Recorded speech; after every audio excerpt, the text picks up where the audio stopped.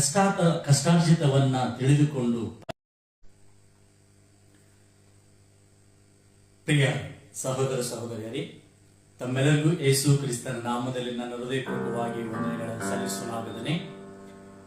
ನಮ್ಮ ರಕ್ಷಕನಾದಂತಹ ಯೇಸು ಸ್ವಾಮಿಯು ತಾನು ಒಂದು ಸಾಮ್ಯ ರೂಪವನ್ನು ಹೇಳಿರ್ತಕ್ಕಂಥ, ಅಂದರೆ ತಂದೆ, ಇಬ್ಬರು ಮಕ್ಕಳು. ಸಣ್ಣವನು ಕೀರಿ ಮಗನು ತಂದೆಯ ಮಾತನ್ನು ಮೀರಿ ಹೋಗಿ ತಂದೆಯ ಮಾತನ್ನು ಧಿಕ್ಕರಿಸಿ ತನ್ನ ಬರ್ತಕ್ಕಂಥ ಪಾಲು ಎಲ್ಲವನ್ನು ಕೂಡ ಪಡ್ಕೊಂಡು ಮಾರಿಕೊಂಡು ಹೋಗಿ ಹಾಳಾಗಿದ್ದು, ಕೆಟ್ಟು ಹೋಗಿದ್ದು, ತಪ್ಪಿ ಹೋಗಿದ್ದು. ಅನಂತರ ತನ್ನ ಕಷ್ಟಾರ್ಜಿತವನ್ನ ತಿಳಿದುಕೊಂಡು ಪಶ್ಚಾತ್ತಾಪ ಪಟ್ಟು ತಂದೆಯನ್ನ, ಆ ದೇವರನ್ನ ಜ್ಞಾಪಕ ಮಾಡಿಕೊಂಡು ಹೀಗೆ ಒಂದು ಹಾಡನ್ನು ಆಡುತ್ತಾ ಇದ್ದಾನೆ. ಆ ಹಾಡು ನಾನು ಕೂಡ ನಿಮ್ಮ ಮುಂದೆ ಹಾಡುತ್ತೇನೆ. ಇದು ಹಳೆಯ ಹಾಡು, ತುಂಬಾ ಚೆನ್ನಾಗಿದೆ, ಕಣ್ಣೀರು ಬರುತ್ತೆ. ತಂದೆ ಮಗನಿಗೆ ಇರತಕ್ಕಂಥ ಸಂಬಂಧವನ್ನ ಸೂಚಿಸುತ್ತೆ. ಮಗನು ತಪ್ಪಿ ಹೋದ ಮೇಲೆ ತಂದೆಯನ್ನೇ ಸೇರಿಸ್ಕೊಳ್ಬೇಕಲ್ಲ, ತಂದೆ ತಾನೇ ಕನಿಕರಿಸ್ಬೇಕು.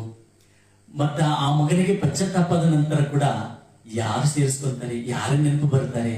ತಂದೆ ತಾನೇ ನೆನಪು ಬರೋದು. ಅದಕ್ಕ ತಂದೆ ನೆನಪು ಬರ್ತಾನೆ, ಅನಂತರ ಆ ದೇವರ ನೆನಪು ಬರ್ತಾನೆ. ಆ ದೇವರಿಗೆ ಆ ತನ್ನ ಎತ್ತ ತಂದೆಗೆ ನಾನು ದ್ರೋಹ ಮಾಡಿದ್ದೇನೆ, ಮಾತು ಧಿಕ್ಕರಿಸಿದ್ದೇನೆ, ಪಾಪ ಮಾಡಿದ್ದೇನೆ ಎಂಬುದಾಗಿ ತಿಳ್ಕೊಳ್ತಾ ಇದ್ದಾನೆ. ಅದಕ್ಕ ಒಬ್ಬ ಮಗನಿಗಿರ್ತಕ್ಕಂಥ ಪಶ್ಚಾತ್ತಾಪ ನೋಡ್ರಿ, ತಂದೆನೇ ಜ್ಞಾಪಕ ಬರ್ತಾನಲ್ಲ. ಹಾಗೆ ಮಗನಿಗೋಸ್ಕರ ಕೂಡ ತಂದೆಯು ಎದುರು ನೋಡುತ್ತಾ ನಿರೀಕ್ಷಿಸುತ್ತಿರುವಾಗ ತಪ್ಪಿ ಹೋದಂತ ಮಗನನ್ನ ಮತ್ತೆ ತಿರುಗಿ ಬಂದ ನಂತರ ಹೀಗೆ ಸ್ವೀಕಾರ ಮಾಡುತ್ತಾನೆ ಅಲ್ವಾ.